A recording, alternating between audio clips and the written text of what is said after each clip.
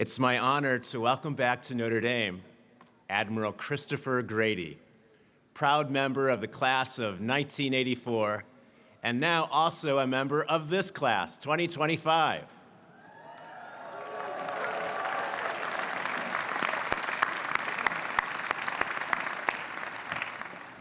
Admiral Grady serves as the 12th Vice Chairman of the Joint Chiefs of Staff, the nation's second highest ranking military officer.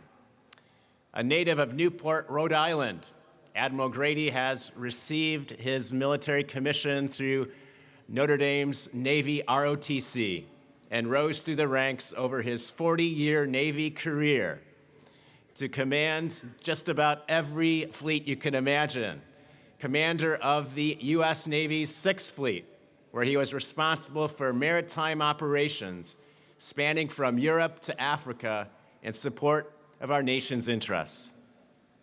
I've had the great privilege of knowing Admiral Grady for several years, and I can tell you that he carries the enormous responsibilities of ensuring our country's defense in a world where the threats are many, with tremendous grace and courage.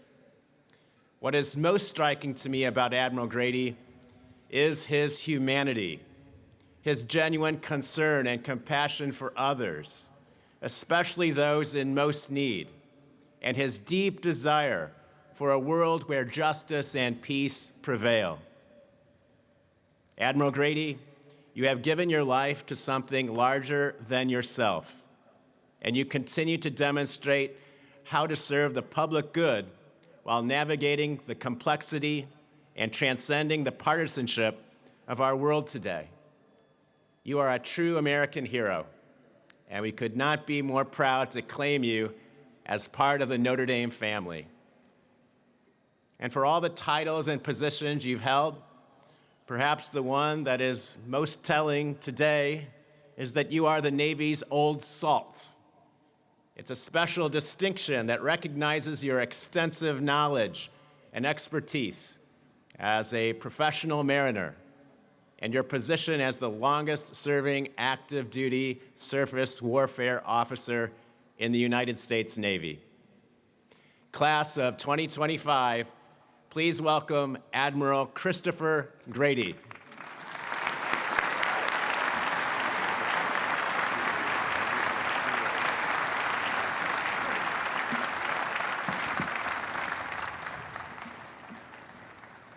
Thank you, Father Dowd, and good morning, everyone. Good morning, class of 2025. It is an honor and a privilege to be here today, but first I want to thank the Father Dowd, the Board of Trustees, the faculty, the staff, as we recognize this very special class. And before I do anything else, I want to take a moment to recognize the hard work and the dedication of the team that put this entire amazing event together. How about a round of applause for everyone who made this possible?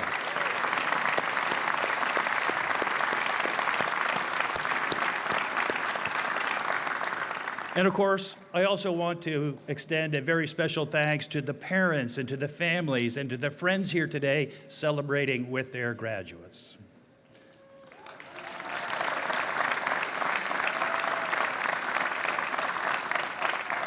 Long before you're stepping foot on this beautiful campus here at South Bend, you poured into these incredible young men and women and built values that are based upon intellectual curiosity, excellence, and humility. Your unwavering support saw these graduates through many challenges and triumphs throughout their academic careers.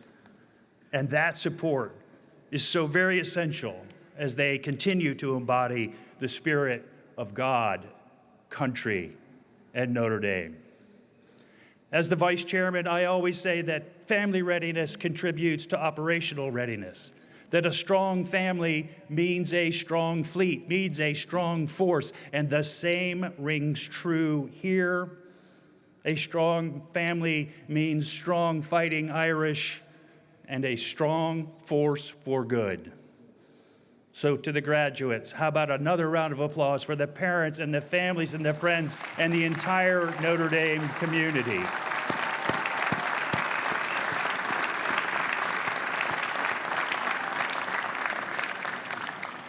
Truly, I am delighted, I am humbled to celebrate this day with you.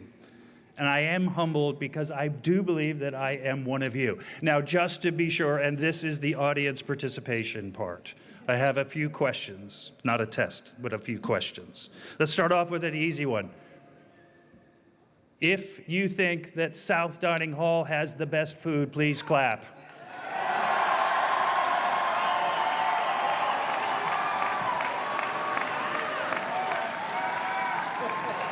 Okay. All right, North Dining Hall.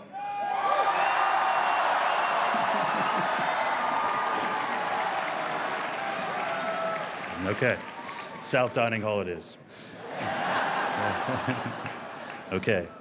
If you ever spent any time on the second floor of the library, clap.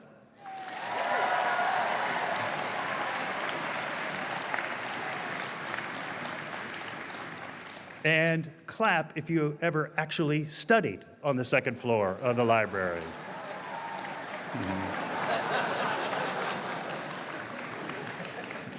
You're not supposed to lie at Notre Dame, so just to tell you.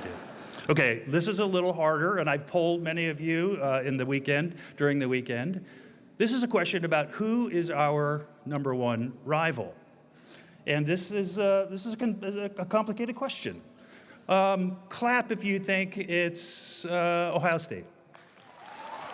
Okay. Let's say Clemson. All right, good. Number one rival now. How about Michigan? And Southern Cal. Well done, Father. It had to either be Southern Cal or Michigan, so good answer. All right. One last question. This is the diciest of all. Where are my alumni dogs out there? Clap. Okay.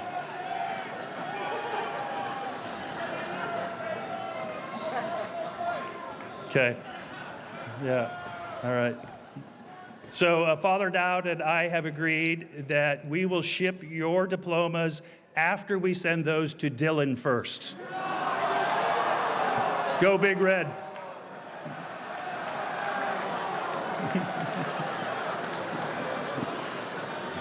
All right. Okay. You all passed. Well done. Now, as Father Dowd said in my introduction, I am the Navy's Old Salt, the longest serving surface warfare officer on active duty. And what that really means is that I have seen a lot of moving water under the keel. And though I graduated here 41 years ago, I really am one of you, not just because of the questions asked and the award and the honorary degree, but I really am one of you. Now, you might just say, okay, boomer, maybe not so much. But I truly feel that today, and I thank you for that. In those 41 years in the Navy, I have been forged by the sea. But it really started right here. I believe that I was forged here at Notre Dame first. Since then, I have had the opportunity to do some amazing things, and this old salt wants to share some sea stories with you. Sea stories that anchor some important lessons that I would like to pass on. Lessons on trust and truth, on agility, on continuous improvement, and perhaps most importantly, on moral courage. But first, let me describe the dynamic world that you are about to enter, because it underscores just why we need you so much.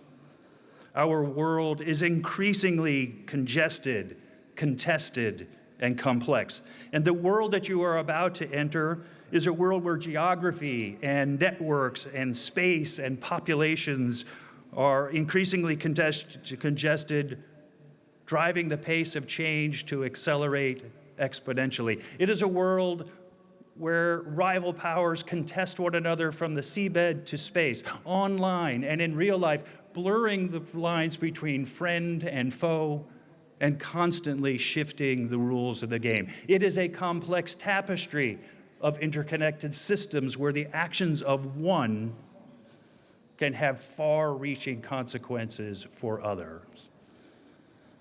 And unlike the world here at Notre Dame, the perfect world here at Notre Dame, where every blade of grass is perfectly cut, don't walk on it, by the way, where the architecture is beautifully sculpted and all of your classes have been thoughtfully curated, the world that we are giving you is not perfect. It is a world marked by persistent conflicts, unresolved crises, and unmet needs. It is a world that needs Notre Dame graduates to be a force for good, and it is a world that needs your principled leadership forged right here at Notre Dame. So success in this congested, contested, complex, and imperfect world demands commitment. Commitment to trust and truth, to agility, to continuous improvement, and commitment to moral courage. As a young officer, I learned that building and maintaining trust is essential to effective leadership, and that trust is built on a commitment to truth. When I took command for the first time, I quickly learned that trust is a precious commodity. First-time captains, as with any leader, have to learn to trust those around them because no one person can do it all, especially on a warship with over 300 people. And first-time captains especially have to get over themselves as the only answer. And for me, that came from trusting my command master chief, the ship's senior enlisted sailor, who pulled me aside one day and said, "Look, Captain, you're pretty good, but we can be great as a team if you trust the crew. We will speak truth to power if you let us." Now, we can debate whether trust is earned or given, but I can tell you that trust is difficult to maintain, easy to lose, and once lost, nearly impossible to get back. And trust is built through the ruthless commitment to a pursuit of truth. We, as a Notre Dame community, ask, what would you fight for? And I answer, truth. Truth is worth fighting for.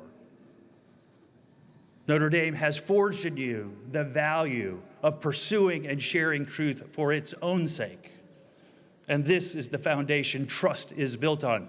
You must peer through the noise of emotion and misinformation and disinformation. You must be discerning consumers of truth, and you must be courageous speakers of truth to power. Trust will follow. Now, while truth is immutable, I believe that a commitment to agility requires you to be flexible and adaptable because this world is not static. It is very dynamic. You must be willing to adjust your strategies to changing circumstances and unforeseen challenges. As the legendary coach Lou Holtz once said, and you always have to have a Lou Holtz quote when you're here at Notre Dame Stadium, life is 10% what happens to you and 90% how you respond to it. In my line of work, that means that no plan survives contact with the enemy. My best days in command were not when everything went right, but when things went wrong and the crew, the team, responded. Like on a beautiful day in the Arabian Gulf off the coast of Bahrain, when a routine underway at sea was interrupted by a catastrophic failure, and the crew responded expertly, swiftly, and safely. Or when I was a strike group commander, we had to adjust to enemy tactics, and we sent the air wing over the beach during the fight against ISIS. The enemy was a learning adversary, but we learned and adapted faster. You must do the same. Do not let the challenges of this world paralyze you. Remain agile. Get comfortable being uncomfortable. Don't be a victim. Have a bias for action. Adapt and make in-game adjustments. Only then can you play like a champion today.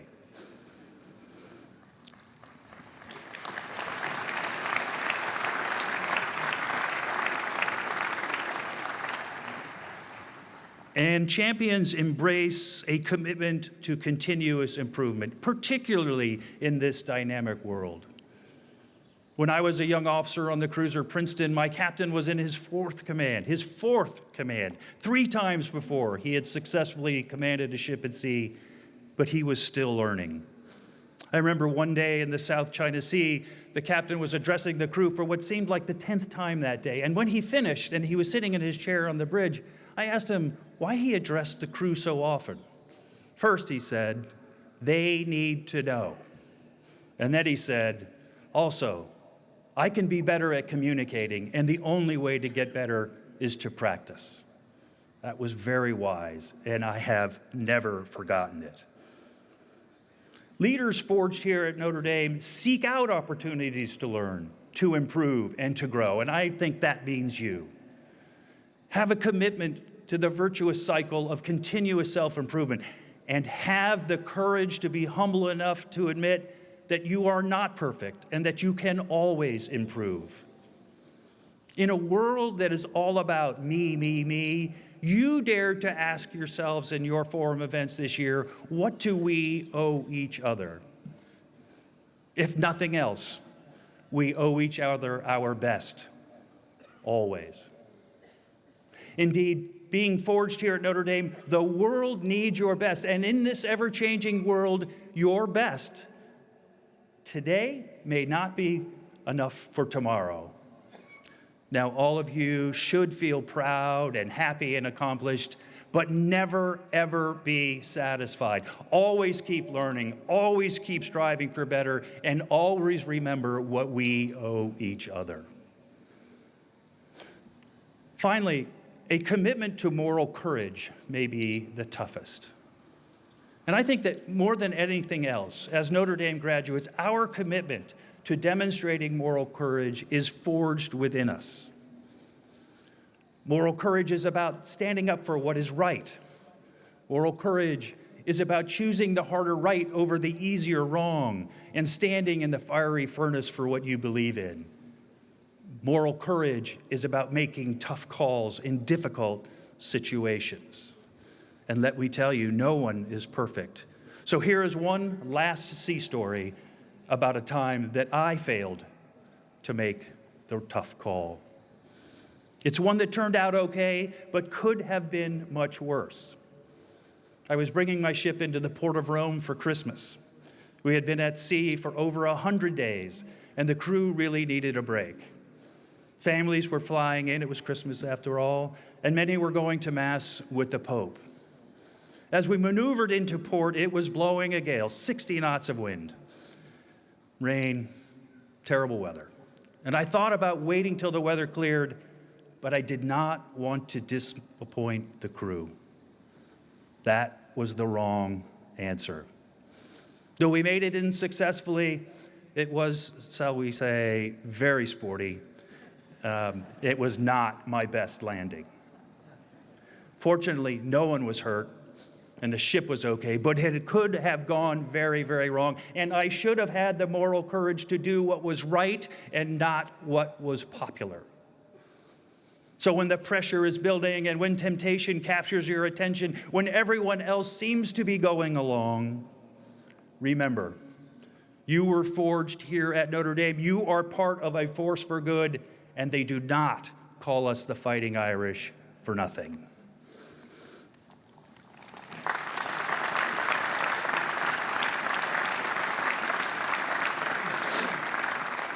Yes, the world that you are about to enter is indeed challenging, and perhaps masked behind some of your excitement today, well-deserved excitement, you may be harboring some trepidation. But I am here to tell you, you are prepared because you have been forged here at Notre Dame. From this humble yet proud university beside two lakes, you will bravely navigate our congested world in pursuit of what is right and true to build communities of trust. You will continue to be tempered when your efforts are contested through your determination to improve every day, because that is what we owe to each other.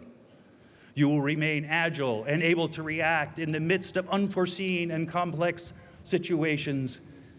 and you will confront this imperfect world with unflinching moral courage and conviction to face adversity in the name of God, country, and Notre Dame.